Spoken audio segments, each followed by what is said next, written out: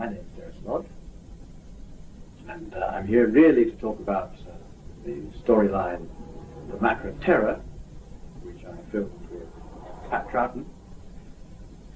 My chief memory of that is the location filming. I did do quite a lot of sequences in the studio, which I'm far hazy about. The character, Medoc, was heavily involved in some location filming in Dunstable, in the quarry. Dunstable, much used, I think, Doctor Who sequences.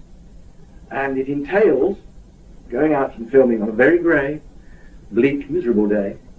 Very, very atmospheric for the episode concerned, but not a lot of fun for the performers. And of course, in the quarry there were lots of crevices, holes where rain had gathered. And the director, John Davis, had the bright idea. It was very good for some sequences if we splashed our way through these cold pools of water, wearing a very slight costume. Very slight from my memories of Doctor Who costumes in this particular instance. And sounds a miserable experience. In fact, it was actually quite enjoyable, because my other memory of that is that in those days the BBC were, perhaps they weren't on such tight budgets, they were very happy to very handy with the brandy when it came to cutting the action and getting ready for the next sequence. So you'd be wrapped up warm in towels by the wardrobe people, and out would come the BBC brandy bottle to warm the cockles, and off we'd go again. So as the afternoon went on, it really became not a grey day at all, but really quite an enjoyable experience, I have to say.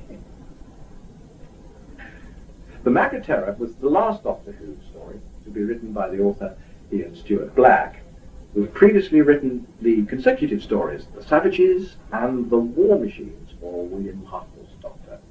Incidentally, The Macra Terror was the first story to feature in a new title sequence, one that showed the face of Doctor Who in the title sequence, something we now are very familiar with and perhaps think of always having been the case, but that was the first time that the head appeared in the title sequence.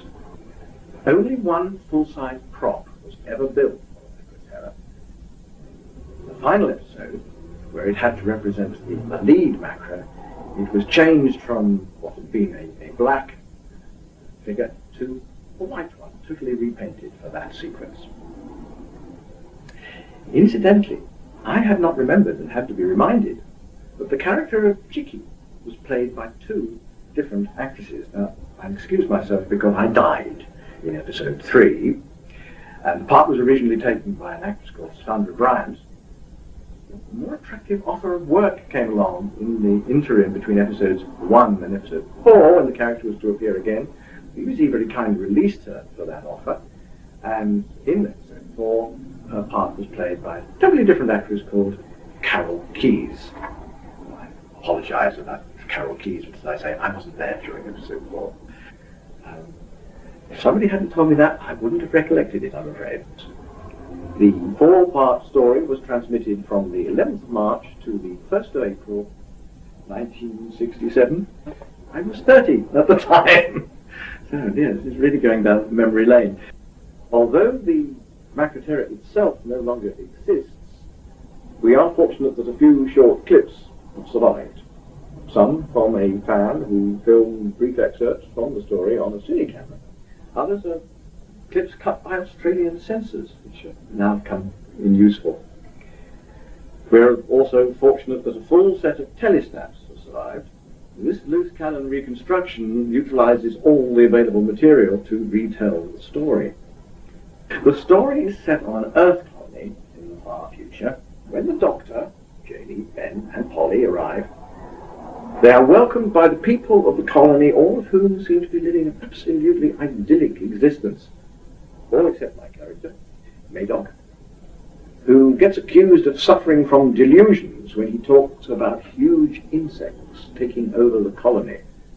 But, as the Doctor is soon to discover, Medoc may be the only one not suffering from delusions.